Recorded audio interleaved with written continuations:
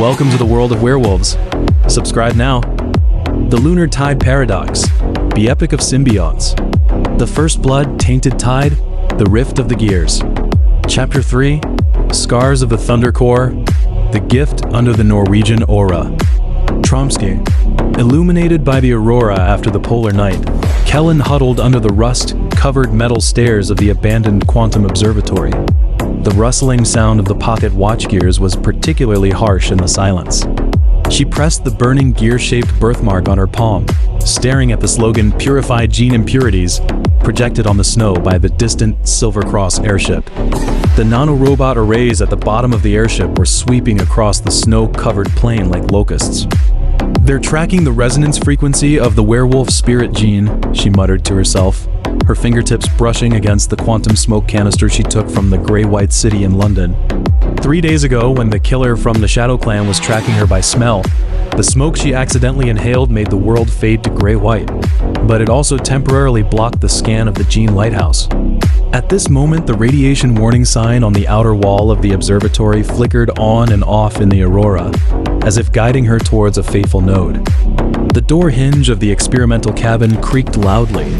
Kylan tightened her grip on the Thunder Core pendant, which she had taken from the body of an astral traveler at the port last night. Ancient werewolf characters were engraved on the surface of the pendant, and she could barely recognize one of them as Rift.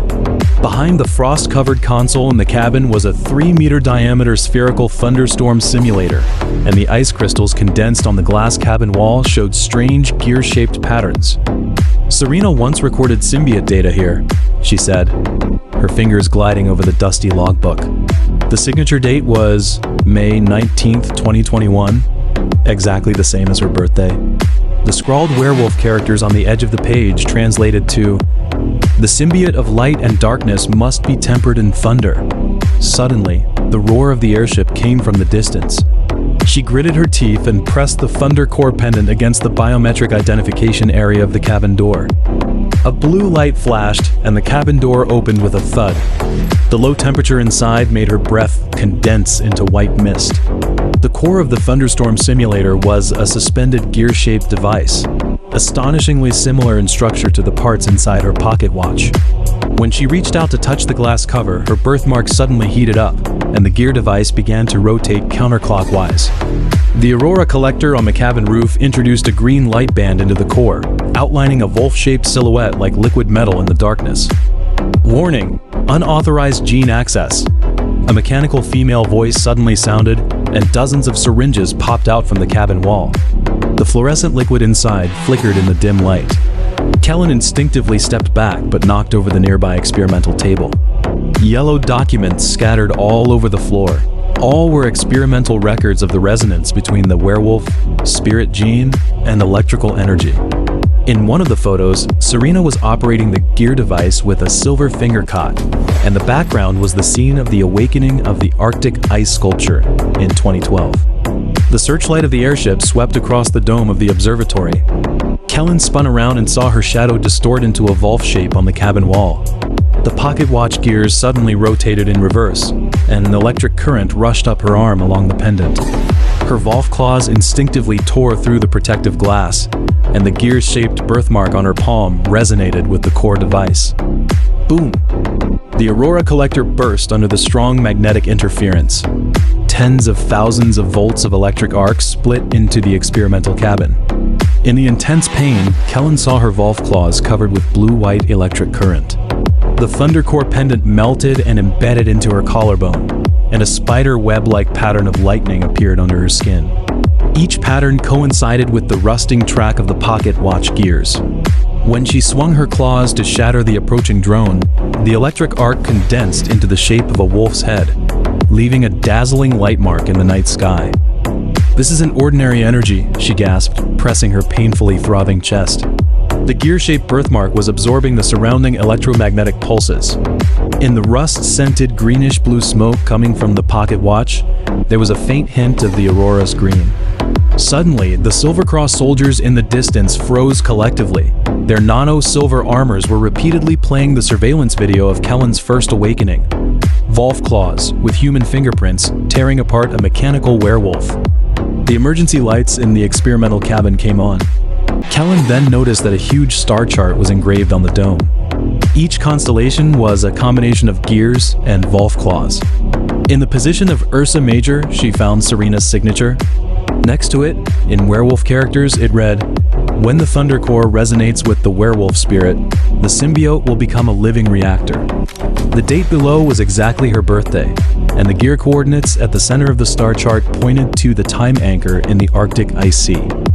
"So that's why my mother hid me here," she murmured, tearing off the silver cross tracker around her neck. With a gentle squeeze of her lightning wolf claws, the nano-robots dissipated into fluorescent light. When she walked out of the experimental cabin, the Aurora suddenly turned blood red, projecting a huge Volf-shaped shadow on the snow. The Volf's eyes were the rotating gear-shaped birthmark in her palm. The quantum pocket watch in her arms vibrated slightly. The blue light seeping from the gear gaps flickered in sync with the Aurora.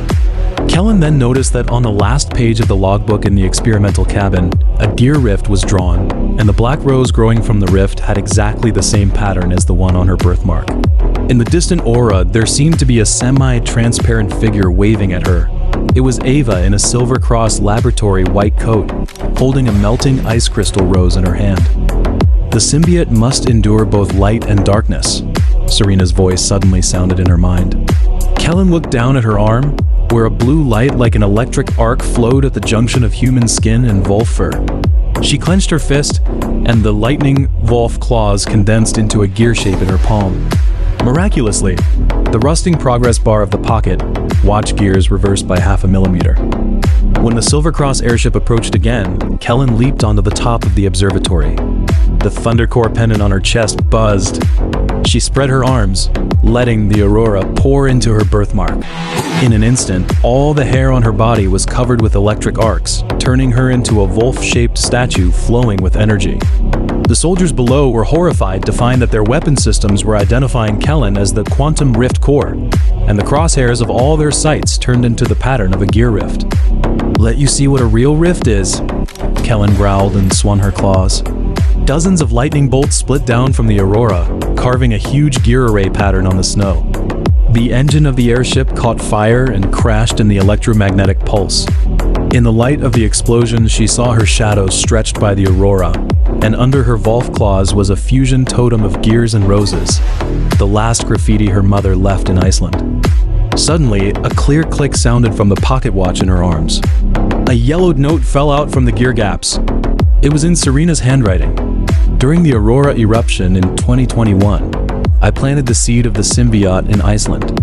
Kylan, go to the Arctic. There lies the truth about your father." On the back of the note was the coordinate of the Arctic ice sculpture drawn with black rose juice, which perfectly matched the resonance frequency of the birthmark on her palm. The Aurora gradually subsided. Kylan touched the Thunder Core pendant at her collarbone and found that it had merged with her skin. The werewolf character Rift on its surface was exuding a faint light. The roar of a helicopter came from the distance. She took a deep breath and let the Volf form dissipate in the light, leaving only a string of footprints with lightning, scorched marks on the snow, a perfect overlap of human footprints and Volf paw prints. "Next stop, the Arctic," she said softly to the Aurora. The pocket watch gears turned in the silence, resonating with the heartbeat of the ice sculpture thousands of miles away. At this time, she didn't know that what she obtained this night was not only the ability to control lightning, but also the first key to unlocking the time anchor, and her blood had become the ultimate code that astral travelers and the Silver Cross were vying for. This episode ends, but the story continues. Subscribe now.